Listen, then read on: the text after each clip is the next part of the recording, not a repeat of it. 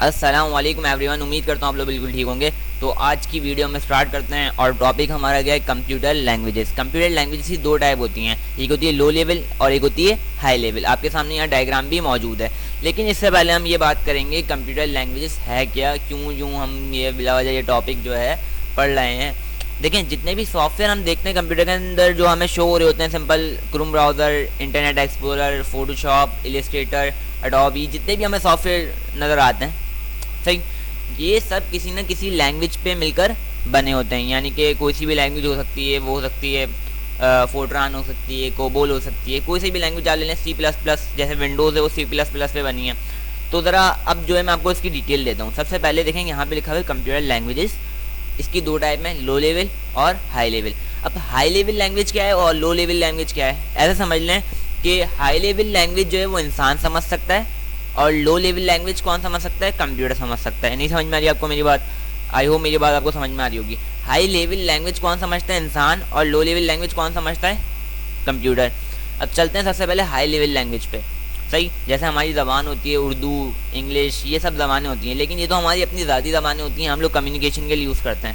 اسی طریقے سے جب کمپیوٹر سے کمیونیکیشن ہمیں کرنا ہوتا ہے نا، تو اس کے لیے بھی کچھ مخصوص زبانیں ہوتی ہیں، تو ہمیں وہ یوز کرنی پڑتی ہیں.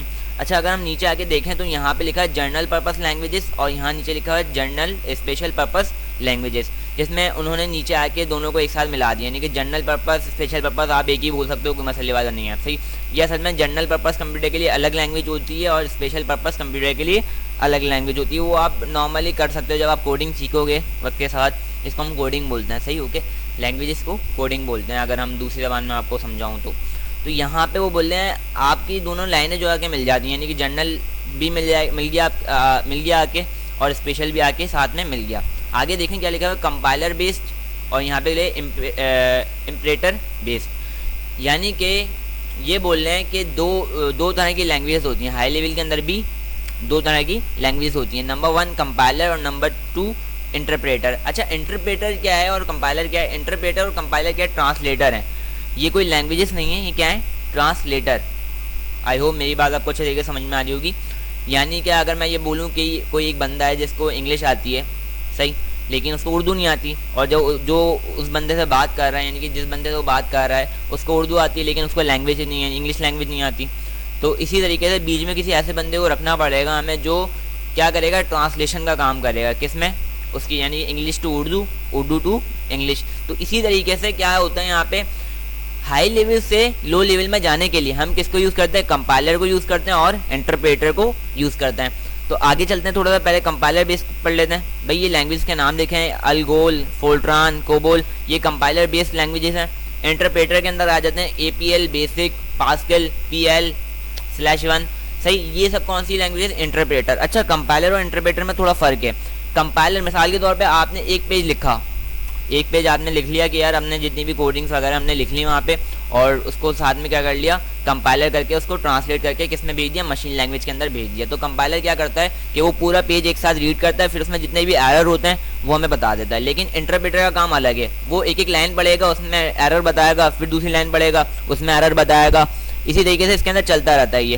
تو زیادہ تر جو یوز ہوتا ہے وہ ہے کمپائلر. زیادہ تر جو یوز ہوتا ہے وہ کون سا ٹرانسلیٹر ہوتا ہے؟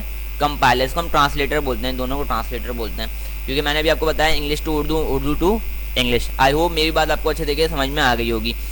اچھا، اس کے آگے ہم چلتے ہیں لو لیول لینگویجز کے اوپر. اچھا، لو لیول لینگویجز کے اندر اگر ہم بات کریں تو اس کے اندر دو طرح کی لینگویج آتی ہیں. وہ ہے مشین لینگویج، جو کمپیوٹر سمجھتا ہے، ہم نہیں سمجھ سکتے، اور اس کے بعد ہے اسمبلی لینگویج. اسمبلی لینگویج جو ہے مینومنکس پہ کام کرتا ہے. یعنی کہ مثال کے طور پہ اگر میرا نام اریب ہے نا، تو مجھے بائنری کوڈس میں اس کو لکھنا ہے، بائنری کوڈس کے اندر اس بات کو لکھنا ہے. تو میں کیا کروں گا اس کے لیے؟ تو سمپل میں لکھوں گا AR000 یا 010 ایسے لکھ دوں گا، تو وہ مینومنکس کہلائے گا. یعنی کہ شروع کے جو 2 ورڈ ہوں گے وہ انگلش الفابیٹ میں آ جائیں گے، اس کو ہم کیا بول رہے ہیں؟ مینومنکس. اوکے، مشین لینگویج آپ جانتے ہیں 010101، یعنی کہ ابھی جو آپ اسکرین دیکھ رہے ہیں اس وقت، اس کے بیہائنڈ دا سین کون سے کوڈ کام کر رہے ہیں؟ 01010101 اس طرح کے کوڈ پیچھے کام کر رہے ہیں. اچھا جی، یہ چیز ہو گئی. اچھا، اس کے اندر ہم ذرا آ رہے ہیں ہائی لیول کے اندر واضح آ رہے ہیں. آئی ہوپ آپ کو لو لیول جو ہے وہ سمجھ میں آ گئی ہوگی. ابھی ہم دوبارہ ہائی لیول کے اندر آ رہے ہیں. جیسے کہ یہاں پہ دیکھیں کمپائلر بیس لکھا ہوا ہے, انٹرپریٹر بیس لکھا ہوا ہے, یہاں پہ دیکھیں بہت ساری لینگویجز ہمیں شو ہو رہی ہیں, ALGOL, فورٹران, COBOL, basic, apple, Pascal, یہ سب لینگویجز ہیں, اور یہ مور 1500 لینگویجز ہیں آج کے دور میں. 500 لینگویجز ہیں, اور دنیا کی سب سے پہلی جو لینگویج تھی وہ کون سی لینگویج تھی؟ فورٹران, جس کو آئی بی ایم نے فاؤنڈ کیا تھا. آئی ہوپ آپ کو آئی بی ایم کے بارے میں پتا ہوگا, انٹرنیشنل بزنس مشین, جس کے پی سیز بھی ہم دیکھتے ہیں. لینووو کا آپ نے نام سنا ہوگا اچھی طریقے سے. تو آئی ہوپ یہ ویڈیو آپ کو اچھے طریقے سے سمجھ میں آئی ہوگی. اگر کوئی مسئلہ ہے تو آپ کمنٹ میں مجھ سے پوچھ سکتے ہیں. Thank you for watching and اللہ حافظ.